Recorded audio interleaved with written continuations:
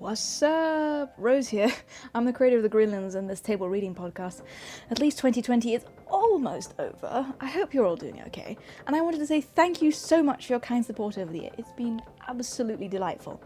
We've had to take Sisters of the Middle Sun off Podbean because we ran out of space. These episodes are archived on YouTube if you want to listen to again. We're currently working on how to store them better. If you have any suggestions, please send them over. Currently, the Night's Erratic is the only one on our podcast platforms, but that will be changing soon. We have a new section coming to our website called Lore. This section is about the lore of the world of the Greenlands, its history and its events. It'll be gradually added to as we go along. For this episode of the Night's Erratic table reading, I want to thank our incredible cast: Crispin Holland, Sam Parry, Helen Varey, Linda Dootson, David McCran, Andrew Veale, James Hare, Zoe Cunningham and Alex Gardiner. See you all in the Greenlands. Exterior, Edrald's cottage, morning. Morag and Quinn are already on horseback, and Adamant is carefully mounting, with his sore upper arm. His jerkin is back on, so we can't see the bandage. Edward is hovering nearby anxiously, whilst holding a brown old book. Can you manage? Oh yes, thanks. It's only a sore arm, not a leg. Well, you spare that arm, give it a chance to heal. I will, Edward, and thank you for your healing work. You're more than welcome, Sirrah. He holds up the book. Now who will carry this to Mother Euphemia at the convent of the Sisters of the Middle Sun? Morag leans down and takes it from him, depositing it in his saddlebag. I will, Edward. Then I must warn you, Morag, that this book is very old and extremely powerful. Anyone who attempts to read it without the knowledge will receive its curse. Whoa. This is serious, my son. None of you are trained in the arts of necromancy. There are many evil spirits waiting to return to the Greenlands, and this book can be a portal for them. Morag tightens his reins, turns his horse's head away, and looks back. Don't worry, Edward. I'd rather count the leaves on a tree than those in a book. Books have no interest for me. Believe it. Thanks again. The other squires start to walk their horses away. Thanks, Edward. Goodbye. Exterior, track between fields, morning. The squires are walking with their horses slowly along while talking. Morag is a little ahead of the other two. Come on, you two. There's just 2 days' ride between here and the convent, if you get to move on. But we have a delicate invalid who has need of a litter. Preferably carried by the sort of unearthly, beautiful handmaidens one reads of in books. Well, yeah. Only trouble is that you don't read about them, as you can't read. They catch up to Morag. I can? Well, nearly. If I remember right, you only got as far as the cat on the mat. I got as far as the dog eating the cat on the mat. Oh, well, that does qualify you. Adamant tosses his head. Aristocrats don't have to read. We have people to do it for us. Yeah, but barons aren't aristocrats. They are too. It's baronets who aren't. Quinn shrugs and they ride away. Morgu, you've not got much room in your saddlebag. Do you want me to take that book in mine? Nope. Managing fine. Don't trust you with it anyway. He kicks his horse into a trot. Come on, you two, let's get going. He trots off, followed by the other two. Exterior, woodland glade, campfire, night. Morag and Adamant are asleep, and Quinn is awake. He furtively gets up and stands, listening to their breathing. Adamant snorks and turns over, away from Quinn. Quinn quietly tips over to Morag's tethered horse, with the saddlebags next to the saddles on the floor. He slowly gets out the old book and starts to open it. Just as he starts to open the cover, a rough hand drags his shoulder away, so that his face is averted from the book. What are you doing? There is a whoosh, and a long sibilant exhalation, accompanied by purple electric sparks shooting away from the book's first page. This rush of sparks hits Morag in the face, and he falls back onto the ground. Ah! Morag clutches his eyes. Adamant appears next to Quinn. He thrusts his head to peer at the book as Quinn swivels his head around from Morag to look at Adamant. Etty's teeth, man! What are you doing? Is that the book? As Adamant leans over and peers, another whoosh of purple sparks shoots out and hits Adamant in the face too. Adamant gives a cry which rises to become a squeaky cry as he shrinks to the size and appearance of a 6-year-old. Adamant stares in horror at Morag. He then slams the book shut and throws it away from him. He rushes over to Morag and puts his hand on Morag's shoulder and looks at him by the light of the fire. Quinn recoils. Morag has become an old man. Are you all right? I can't see. I can't see. Morag stares around wildly. It's that book. That ruddy book. Couldn't you just leave it alone? Sorry, Morgu, I just thought... I want my mother! Morag looks around. Who's that? It's a child. No, it's Adamant. What? A child? What will we do? I'm frightened! Quinn goes over to Adamant, who is drowning in his adult clothes. Don't worry, Adamant. Most spells wear off the next day. And if they don't? We'll worry about it then. Oh, great. So what do we do now? Well, let's just go back to sleep and things will have worn off in the morning. Oh, wonderful. Well, can you take this blind man back to his blanket, please? Quinn comes and takes his arm and leads him to his blanket. Sorry, Morrigu. He'll be all right tomorrow. Morag lies down and turns over. Right. Yeah.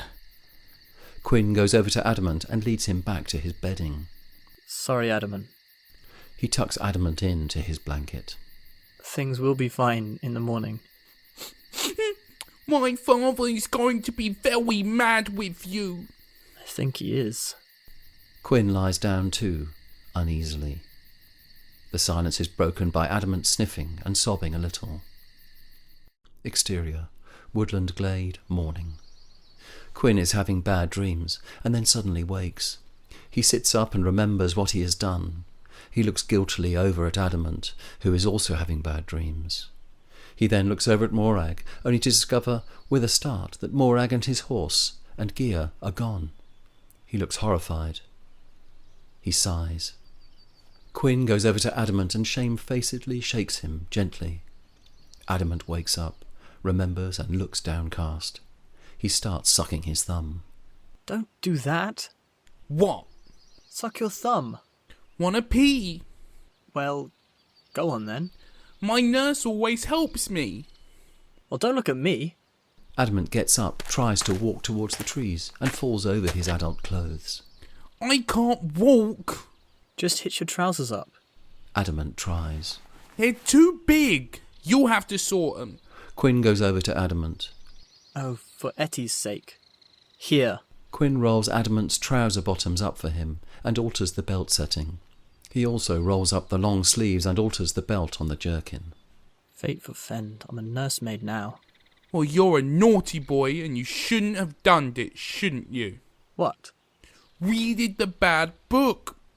Wanna pee? He stares at Quinn and gets hold of his hand, looking up truculently at him. Quinn groans and holds his head with his other hand. Exterior, woodland track, morning. Morag is riding his horse at a walk. He nudges it on. Go on, Gypsy. It's just you and me now, old friend. You'll have to get me to the convent now, because I can't get myself there. I don't trust those brats to do it. I shouldn't have trusted them in the first place. The track gets smaller and gloomier as he rides on. Exterior, woodland, afternoon. Quinn is sitting gloomily on his blanket, next to the horses which are grazing. Adamant has a switch in his hand and is walking swiftly around the glade, switching every tree and log with hyperactive effort. Cha! Cha! Have at ya! Cha! You're dead! Ha! Sir Knight, get the better of me, would ya? Cha! Oh, for E.T.'s sake, do you mind? Adamant stops walking. Mind what? Can you just shut up, please? Why? 'Cause it's driving me crazy! You drive me crazy, and I want to go home. We have to wait here for Morrigan. He's blind. He can't see. And if he manages to get back here and we've gone, he'll be stuck. Because I've got the map. That's stupid. How's he going to get back here when he can't see to get here? Yeah, but just in case. Adamant resumes his glade edge walking and switching. I want to go home. Want to go home. Quinn clutches his head with both hands and groans. Exterior, open track between fields, afternoon. Morag is on horseback, walking slowly along the track. This is it, isn't it? I'm stuck like this for life. Just because that stupid Quinn couldn't be trusted. Blind. Ugh. The horse walks past a tree from where we hear bee sounds. A bee lights on the horse's neck and stings it. The horse neighs and rears up. Morag falls off and bangs his head on a stone. The horse bolts away up the road. Morag lifts his head, then it falls back. He is unconscious. Exterior, wood, afternoon. Quinn is pacing round the glade, and Adamant is sitting playing with his little sticks and quietly enacting battles with them. Adamant sighs hugely and swipes all of his little stickmen away. I'm hungry. Quinn goes on muttering to himself. Adamant looks over to Quinn. Well, eat something then. Well, we've only got that rabbit that Morag caught with his knife 2 days ago. So? So, I don't know how to do rabbits and I'm not supposed to play with fires. Quinn gets up.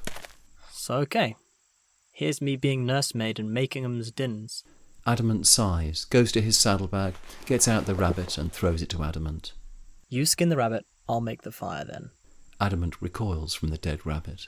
Yuck.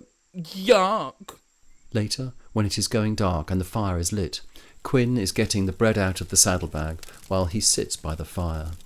The rabbit is spitted and is roasting while Adamant looks eagerly on. I'm still hungry. Tell that to the rabbit. Exterior, track, evening. Morag is tottering down the road. He is holding his head and doesn't look well. Morag comes to a stone by the roadside, which he half trips over. He sits a while on it. His head droops. He is tired. He looks around sightlessly. Morag then lowers himself to the floor, draws his cloak around himself, and falls asleep. Exterior, glade, evening.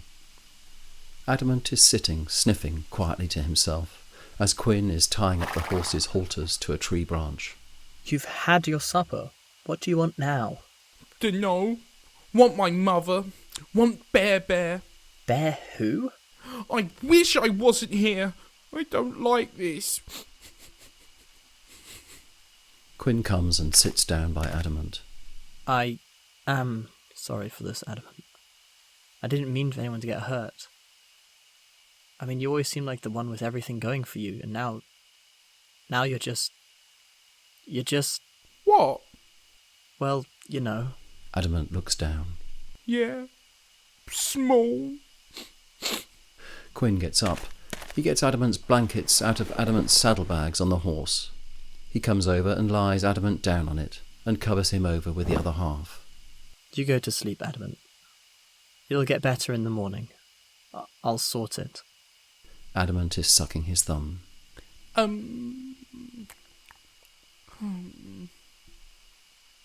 Exterior, glade, morning. Quinn is asleep, and is suddenly awakened by Adamant. He rubs his eyes and sits up. Quinn! Quinn! What? What? Can I pee? I don't know. Can you? I mean, may I pee? Why'd you ask me? 'Cause I always ask Mother before wandering off. Quinn shrugs. Yeah, whatever. I just want to have a look at the map. He gets up and gets the map out of his bag, while Adam moves a little way into the trees.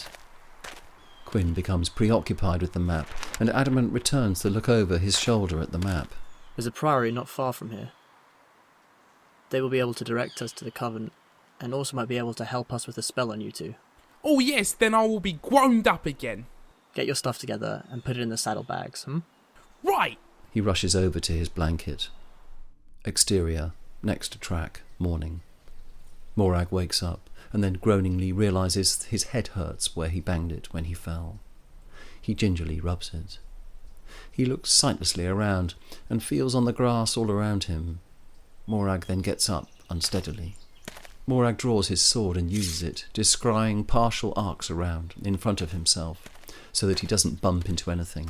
He walks off. He accidentally wanders from the roadside greensward, through an open gate, into a field, where he heads towards a wood on the other side of the field. Exterior, glade, morning. Quinn mounts up, starts to walk away, and then looks back. Adamant is standing, staring up at his huge horse. Queen, I can't get up. How do I do it? Stick your foot in the stirrup like you usually do.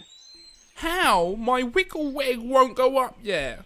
Quinn sighs and dismounts, tying his reins in a knot on the pommel. He comes over to Adamant, picks him up, and emplaces him on the saddle. Adamant's legs dangle above the stirrups, so Quinn has to drastically shorten the stirrups. Adamant looks down. It's a long way down. I'm frightened. You'll be fine. Just remember to keep your heels down and squeeze the horse's body to control it. How? My legs are not around the horse's body. Quinn laughs. Sorry, Adamant. You do look a bit like a pea on a drum. Adamant glares. Quinn remounts and they ride off with Quinn holding Adamant's reins. Exterior, field, morning. Morag across the field is walking unsteadily. His sword arc descries itself above a lurking stone, which he then falls over. Oof! Morag gets up and continues towards the wood direction. His sword arc swishes through a 4-foot-high patch of nettles which sting his hands. Ah! He dances around the nettles and continues walking and swishing towards the wood. Exterior, wood, afternoon. The squires are riding in single file on the woodland track. We didn't have the meal at noon. I'm starving. I've got some of that rabbit left over. I'll do something with it tonight. Adamant gurns unenthusiastically. He then looks up and sees a gap in the trees and a large Gothic building in the distance, just above some more trees. He peers and then points. Look, Quinn, there. Is that a POE? Quinn looks up. Well, it's large and it's churchy, so I suppose it is. He kicks his horse into a trot while leading Adamant, and Adamant therefore trots along too. Exterior, woods, afternoon. Morag is staggering and swishing through the woods. He bumps into trees sideways and falls over things which are under the arc of his swishing. There is a blue mist which keeps forming within his vicinity. When it coalesces nearby, there is the deep sighing which emerges from the wind and then sinks back into it. Every so often Morag stops and listens. Each time he frowns, shakes his head, and then continues as before. Exterior, glade, afternoon. Morag emerges into a glade and stops suddenly. The blue mist coalesces nearby. Who are you? What are you? The mist sighs. A cadaverous face and a voice emerges. You are cold. You are lost. You are alone. Yeah. So? So I will make you happy. What is your name? I am Morag. Then, Morag, I offer you your youth and your sight back. Don't know what you're talking about. I am young, but I am blind, though. Ah, but feel your wrinkled face and your wrinkled hands. You feel tired, do you not? I'm old! Old and before I've had a family. It's too late now. It's all over. I'll return you to your youth and your sight. If you agree that, after 33 years, your spirit becomes mine. Morag stops. Oh no, not that as well. There. You can have it all back. For 33 years. A practical lifetime, boy. Morag seems to consider this, as it kind of makes sense to him. Thank you for listening to an episode of The Night's Erratic from the Greenlands Presents. I'd like to thank our amazing editor Chris Warren for bringing this podcast to life. If you want to know more information about the world of the Greenlands or our shop or anything else, please check out the-greenlands.com, the-greenlands.com, or check us out on Instagram, Facebook, under the Greenlands, or various variations of. I want you all to look after yourself these holidays and enjoy the new year.